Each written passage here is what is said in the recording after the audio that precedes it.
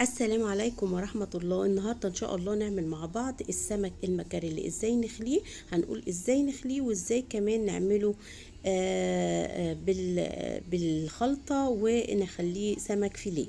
طبعا احنا بنقطعه كده من تحت الراس على طول، تحت العظمة لتحت الراس. نبدأ بقى بسكينة حامية ونخلي الجزء اللي جنب اللي تحت البطن على طول، وبعد كده نسلكه كويس جدا من الشوك، من فوق الشوك كده، بحيث ان انا اخد اللحم بدون ما يتهري.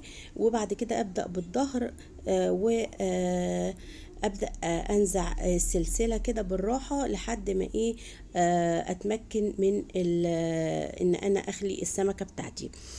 بخلص الكميه، اي شوكه بلاقيها طبعا بشيلها كده بايدي او بملقاط لحد ما اخلي السمك زي الفل. بتبله واعمل له خلطه بتاعته وابدا اقليه، يطلع احلى سمك. الطريقه كامله هتلاقوها على قناتي، يوميات وحكايات مع جنة.